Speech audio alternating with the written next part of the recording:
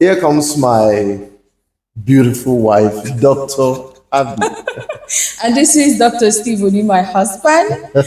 So we should have done this sooner, Yes. but we had a misunderstanding. Yes, we had a misunderstanding that needed to be resolved. Yes, and we are not the type of couple where you're told to not go to bed with anger. You must resolve every issue before you go to bed. You see, that doesn't work for us. No quick fixes. No quick fixes. It doesn't work for us at all. We've tried it. It doesn't work. Why? Because we need to process it. You need to process the pain. You need to go through the misunderstanding to know where the problem is coming from. Yes, and even after you apologize, you must always ask. Yes, you must always ask. What can I do? What can I do to improve? What can I do to correct the wrongs? What can I do to make it better? What can I do to make it better? Yeah. Those are the questions. So last night we talked about the issue. It took us about like 3 to 4 days. 3 to 4 days. Yes. Analyzing, thinking, processing, then thinking of how to come out better on the other side. Yeah, and also because it involves decision making. Yes. So we didn't want to rush it. And also I remember sending you an email, yes. The Dear Stranger the Dear email. Stranger, the third party. Yes, it to you. Yes, and I knew that you opened the email because my email tracker told me that you've opened the email. I read it. I read it not once, not twice, about 3 times. All right. So how did you feel reading that email from me about how I felt? And how you hurt me? Yeah, and this is how I hurt you. I felt bad that I could put my wife in that kind of position of hurt. Nobody likes that. Nonetheless, if it boils down to character failure, or if it boils down to a habit I've not dropped, those are things we need to process, work on it, perfect it, and see how the apology can lead to a change. Yes, because what really matters in apology is not the I am sorry. It's not just that you're remorseful, it's that you're taking steps to improve that leads to attitudinal changes, behavioral changes. That's what your partner would like to see. Because anyone can say, I am sorry, but taking steps to actually improve is what really matters, which is something that you need to heal from if you are coming from somewhere before you get married. That's right. You have baggages. Yeah. Yes. We all have baggages. We all do. Yes. Because we are coming from different backgrounds. Yes. Yes. That's why it's important for you to do a premarital therapy before you get married. See a therapist. Very important, especially this dispensation. Right. So did you see a therapist before you got married? I didn't see one because Why? it was not popular during our time. What was popular was Christian counseling. Christian marriage counseling. So we didn't know the other side of therapy, and I was fortunate to marry a therapist. Okay. Okay, so a little bit of backstory. This is Dr. Steve's second marriage. Yes. He lost his first wife of blessed memories. Yes. So just so that you can connect. And so during your first marriage, you didn't go for premarital therapy? No, we didn't. It wasn't popular during your time? It time? wasn't popular. It was just Christian counseling. Yeah. We went for 6 weeks. Okay. Yes. Once every week. Okay. Yes, for 6 weeks. So when you met me and then you took 1 year to think about getting married to me. Yes. And then when we met, we did talk about a lot of stuff. I remember asking you 101 questions. Yes. We went through a lot sincere questions and stuff. But why didn't you think it was important for you to actually go in for therapy to heal from some certain things before you got married to me? Actually, because I married a therapist, I now clamped down because I could see things from a different light. Oh, okay. Yes. And I felt rather than push it, let me learn as quick as possible. Okay. Because that would do a lot of good. I had to observe my wife for 1 year. For me, study and observation is everything. You have to study. True, there are rights and there are wrongs.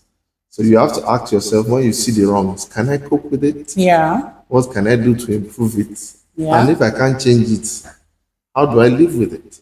This is interesting. If you were to be a new couple today, yes, you just met a lady and you want to plan your life together with a lady, would you consider premarital therapy? Yes. Why? Why do you think it is important for, intending couples to go for premarital therapy to heal from their baggages before they get married? What are the things you think they would avoid if they do that before they settle down? Well, if going for therapy, it's very important. For me, therapy is the real version of Christian counseling marriage. When I mean real, is the Yes. raw form. There are no hidden sides to it. Yeah. You have to know the intricacies. Yeah. When it comes to Christian counseling, we may not love to call sect.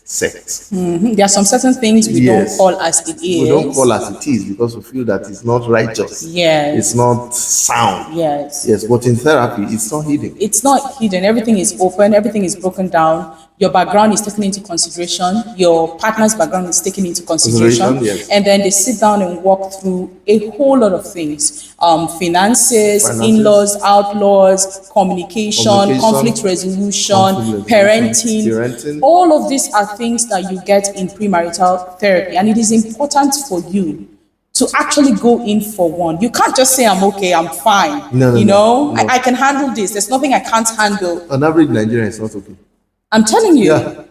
In fact, the economic situation is enough mental pressure. It is. We have what we call collective trauma. Yes. So it is important that you go in and do the work. Otherwise, it's not fair to the other person that you're getting married to. It's important for you to sit down with a professional and iron out your issues. Iron it out. And this is interesting because you have joined us for the premarital therapy as one of our premarital counselors. Yes, I have to do it deliberately. Yes, so you're going to be taking some of the topics in the premarital therapy. Yeah, I've now become a certified. This is interesting. Certified therapist. So please, if you are interested in our premarital therapy course, you're not only going to be having me, a seasoned psychologist, you're going to have a pastor, yes. You're going to have a Christian counselor bringing another perspective, faith-based. A faith-based perspective to help you to iron out your issues. And we've had lots of issues in this marriage. It has not been perfect. It has not been perfect, but we are able to navigate and sail through the difficulties. Yeah. Yes. I think the key thing is because I find you to be teachable. Yes, that's one. Yeah. Although at the initial stage of our marriage, you were really rigid. Very stiff, like my neighbors. He was rigid. He was stiff. It was very hard. Like literally, I will move things on the bed. I'm shy. Should I stop? I would move things on the bed, and he will freak out. He'll be like, "I want this thing to be here. I'm used to these things being here," and I'm like, "We're married. I'm not part of your life. Could you just let me?" It was really tough. It was really adjusting. tough. That's how I get to know that if you are not teachable, you cannot last. You can't. You have to be willing to unlearn, relearn, and keep learning. Yes, because marriage is it's like a school. It's a school you don't graduate. You don't graduate, but you got your certificates before you started, right? So, but what has it been for you about me at the beginning of our marriage, and now?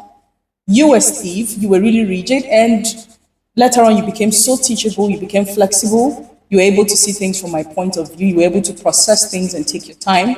What was it for you about me? We are from two different generations. Oh yeah, we are. Huge age gap. We are from two different generations, so I had to come to an understanding that the way we do things during our time has actually changed. Yeah. The curriculum has changed. The syllabus is no longer the same. Yes. And the challenges young people face in this generation about right now, during our time, there was no social media. Now there's Instagram, there's TikTok, there's Facebook. The things there's we everything. hide is right before our very eyes. So how hard was it for you to adjust to someone like me that's from a different generation? All I just needed to do is lay low, remain teachable, and be willing to learn. Like she's my lecturer. I don't like this. She's my lecturer, so I'm about to graduate to become a therapist too at a micro level. So we're going. It's interesting. What really makes marriage work is not about the razzmatazz. It's not about the pedigree, the certificates, who you are, who you think you're not. It's about your ability to show up every day to the marriage new, ready to learn, isn't it? Yes. Ready to become a better version of yourself. Better version of yourself. One of the most important things to learn, you have to separate issues, separate you from the car, from the house, from the food, and look at yourself as an individual and look at your partner as an individual.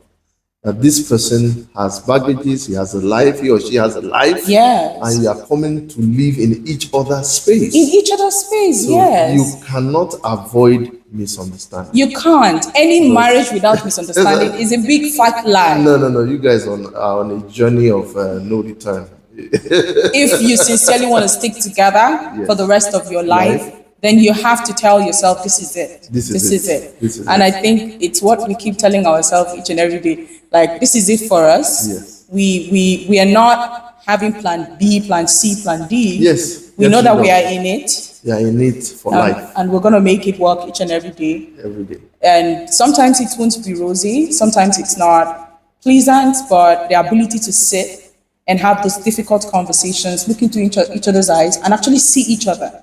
Even in the heat of the moment, see each other, see the pain in the other person's eyes, see that this person is hurting, and just say, you know what, I don't want to be right. It's better for me to be wrong and have a happy wife, a happy husband, than to be right all the time and then there's conflict in my home. So am I able to drop that and look into this person's eyes, see their pain and say, I got you. Yes. I'm here for you. So I got better. you. Yeah, you got me. I'm here for you. Okay, watch out for part 2. Thank you. Thank you for listening to us. If you like what you have heard, please subscribe to our YouTube channel for more videos.